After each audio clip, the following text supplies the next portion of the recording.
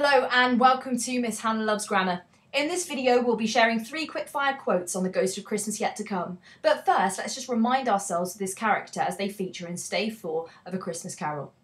So this is the final spirit that Scrooge meets. They are frightening, eerie, and they don't say a word to Scrooge. This figure fills Scrooge with terror as they begin to share with Scrooge what his future will look like if he will not change. It's demanding, and Scrooge dislikes the unpleasant realities about the future that he learns about. It actually culminates by Scrooge visiting his own tombstone. He finds there that people do not respect him and hears their disrespect for him as they see his gravestone.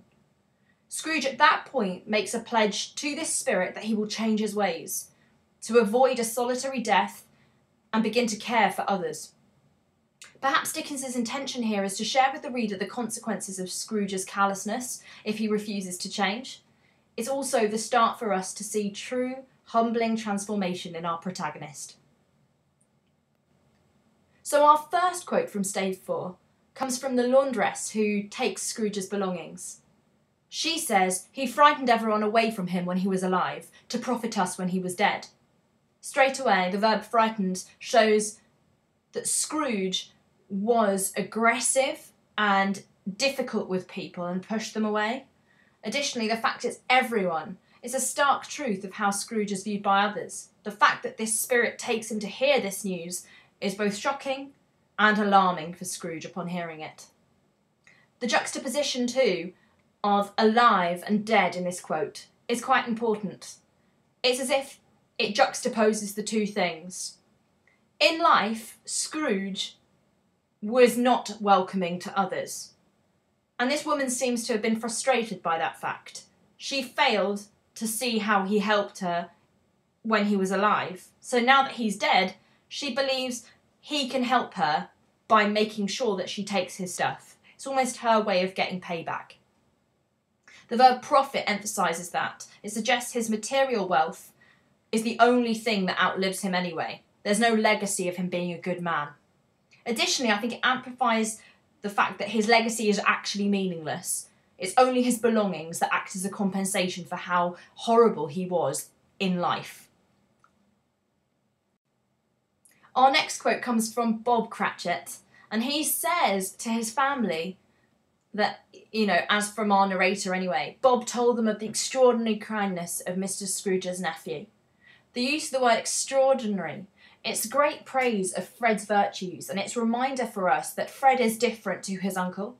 And the fact that kindness is so highly looked upon here is very opposing to how Scrooge behaves, in the very least to his employee. The fact Bob is commenting on Fred, having rarely encountered him, is actually really poignant. It's once again a symbol that Bob seeks to find the positives in a situation. It mirrors Bob's positive virtues and wholesome nature. He chooses to praise what is good, not attack his boss, when frankly his boss is very demanding and has up to this point been very critical. Our final quote is the grand reveal quote of the whole novel. It's when Scrooge says, "I will honour Christmas in my heart and try to keep it all the year." Now, the fact he says honour, that abstract noun signals to us his respect for all that he's learnt from the spirits he's encountered. He's now begun to realise the importance of living out the Christmas spirit. The fact he calls for it in his heart is an emotional reaction. Emotions of positive generosity that we've not seen until this point. The fact he uses the verb try also has a sense of anticipation, and it's a humbling sentiment. It's as if he's saying he will try to live up to these standards. He will aim for them. Whereas before he wouldn't have cared at all for that. And finally, his devotion to try and keep this all the year suggests that Scrooge is keen for his life to be shared with others. A massive transformation